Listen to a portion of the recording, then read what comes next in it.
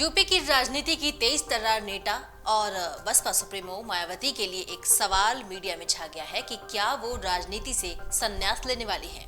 ऐसे सवाल इसलिए उठ रहे हैं क्योंकि मायावती के भतीजे आकाश आनंद को उन्होंने बड़ी जिम्मेदारी दे दी है। उन्होंने आकाश को राजस्थान, छत्तीसगढ़, तेलंगाना और मध्य प्रदेश में होने वाले विधानसभा चुनाव की जिम्मेदारी सौंप दी है। लेकिन इस बात को लेकर सवाल मीडिया में इसलिए भी छाने लगे हैं, आखिर क्यों मायावती ने भतीजे आकाश को ये जिम्मेदारी सौंपी है। क्या आकाश आनंद 4 ऐसे राज्यों की जहां पे भी चुनाव होने वाले हैं वहां की जिम्मेदारी के साथ न्याय कर पाएंगे, जहां एक साथ विधानसभा चुनाव होने वाले हैं। क्या आकाश की सांगठनिक क्षमता इतनी है? अटकलें हैं कि 4 राज्यों के चुनाव यानी मध्य प्रदेश, छत्तीसगढ़, राजस्थान और तेलंगाना में इस साल होने वाले विधानसभा चुनाव में पार्टी अब दलित, आदिवासी, ओबीसी कार्ड खेलने वाली है। आकाश आनंद की बातों से ये तो यही कयास लगाए जा सकते हैं। आकाश आनंद को चुनावी जिम्मेदारी दिए जाने के बाद अब ये बहस भी छिड़ गई है कि क्या उनके पास इतना अनुभव, इतनी क्षमता है कि वो बसपा की पुरानी जड़ों वाले राज्यों में खिसकता जनाधार रोक पाएं। एक तरफ जहां बीजेपी और कांग्रेस ने चुनाव को लेकर जनता के बीच पहुंचना शुरू कर दिया है, तो वहीं दूसरी तरफ मायावती की बसपा ने भी चुनावी तैयारियां शुरू कर दी हैं। आकाश ने चुनावी राज्यों की जिम्मेदारी मिलने के बाद ट्वीट करके एक तरह से ये संकेत दे दिए हैं कि उनकी रणनीति दलित, आदिवासी और ओबीसी को हाथी के साथ लाने की होगी।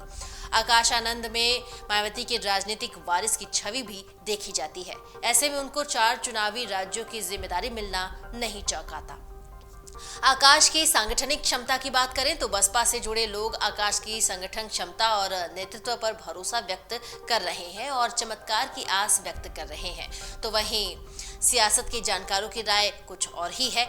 आकाश आनंद के सियासी सफर का जिक्र करते हुए जानकार बताते हैं कि वो 2017 में राजनीति में आए और मायावती ने 2017 में एक बड़ी रैली करके आकाश आनंद को राजनीति में लॉन्च किया था। यूपी में आकाश की लॉन्चिंग के बाद बसपा लगातार कमजोर होती हुई चलती गई और 2017 में 2019 में पार्टी को बड़ी हार मिली। तो वहीं 2022 के यूपी चुनाव में तो बसपा महज एक सीट पर सिमट गई। बसपा के प्रदर्शन में आई बड़ी गिरावट के बाद ऐसे राज्यों में जहां पार्टी की जड़ें पुरानी और गहरी तो हैं लेकिन उतनी मजबूत नहीं है, आकाश आनंद से किसी चमत्कार की आशा लगाना बेमानी ही होगी। वैसे ये भी सवाल उठ रहे हैं कि आकाश को मायावती ने आखिर क्यों जिम्मेदारी दी है, तो इसके भी जवाब हैं। मायावती ने जैसे ही भतीजे को बड़ी जिम्मेदारी दी, सियासी गलियारों में आकाश आनंद की सांगठनिक क्षमता को लेकर बहस छिड़ गई। बसपा ने अनुभवी नेताओं को दरकिनार करके युवा चेहरे पर दाव क्यों लगाया?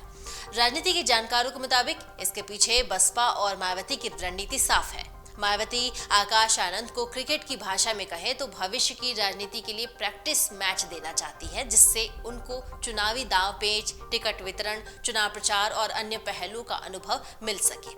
उन्होंने कहा कि यूपी बेस्ड पार्टी मानी जाने वाली बसपा के लिए इन 4 राज्यों में से 3 महत्वपूर्ण राज्य हैं, जिनमें कि महत्वपूर्ण राज्य में से मध्य प्रदेश, छत्तीसगढ़ और राजस्थान आते हैं। इन राज्यों में पार्टी मजबूत मौजूदगी दर्ज कराती रही है।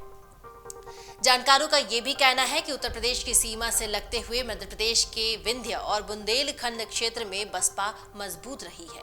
बसपा ने साल 1984 में अपनी स्थापना के बाद दूसरे लोकसभा चुनाव 1991 में जब 3 सीटें जीती थी तो 1 सीट मध्य प्रदेश की भी थी और ग्वालियर, चंबल, बुंदेलखंड और विंध्य क्षेत्र में बसपा के पास मजबूत वोट बेस रहा है। 4 राज्यों की चुनावी जिम्मेदारी मिलने के बाद आकाश आनंद ने ट्वीट किया है और ट्वीट करके जिम्मेदारी देने के लिए मायावती का आभार भी व्यक्त किया है। उन्होंने ट्वीट में आगे जो लिखा है उसे बसपा की नई सोशल इंजीनियरिंग का संकेत माना जा रहा है। आकाश आनंद ने कहा है कि हम दलितों, आदिवासियों और अन्य पिछड़े वर्गों का हर स्तर पर हो रहे शोषण, गरीबी, बेरोजगारी, महंगाई जैसे मुद्दों पर आने वाले विधानसभा चुनावों में चुनाव लड़ेंगे और यूपी में अर्श से फर्श पर आ चुकी जो बसपा है अब नए नए दाव आजमा करके खिसक रहे जनाधार को रोकने को लेकर भी मंथन में जुटी है।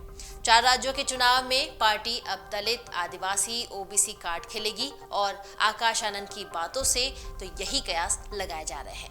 मध्य प्रदेश चुनाव के आंकड़ों पर नजर डालें तो कांग्रेस और बीजेपी के बीच सीधे मुकाबले वाले राज्य में अगर किसी दल ने एक निश्चित वोट शेयर के साथ हर चुनाव में मौजूदगी दर्ज कराई है तो वो बसपा है।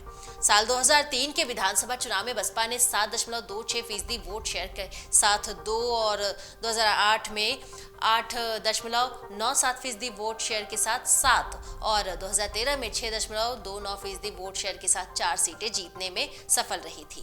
2018 के चुनाव में बसपा का वोट शेयर और सीटें दोनों ही कम हुए, लेकिन बसपा को 5.1% वोट के साथ 2 सीटों पर जीत मिली थी।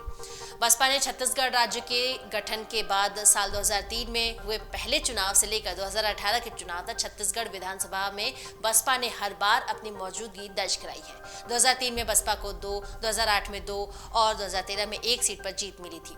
2018 में भी बसपा को 2 सीटों पर जीत मिली थी। छत्तीसगढ़ में 6% से अधिक वोट शेयर के साथ दमदार मौजूदगी दर्ज कराई थी और बसपा को 2018 में 4% से भी कम वोट मिले थे।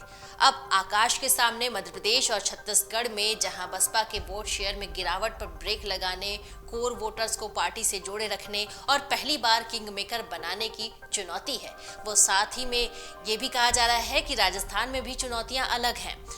और 2003 से अब तक के चुनाव परिणाम की चर्चा की जाए तो राजस्थान में बसपा जब आधा दर्जन सीटों पर जीती है, विधायकों ने दगा दिया है। आकाश के सामने बतौर प्रभारी, निष्ठावान और जिताऊ उम्मीदवारों के चयन की भी चुनौती होने वाली है। अमर उजाला अब आपके टीवी पर भी। अपने स्मार्ट टीवी पर YouTube पर सर्च करें अमर उजाला, चैनल सब्सक्राइब करें और देखें ताज़ा खबरें, वो भी HD क्वालिटी में। और हाँ, बेल आइकन दबाना ना भूलें ताकि हर खबर हो आपके घर। अमर उजाला, निष्पक्ष, निर्भीक, निरंतर।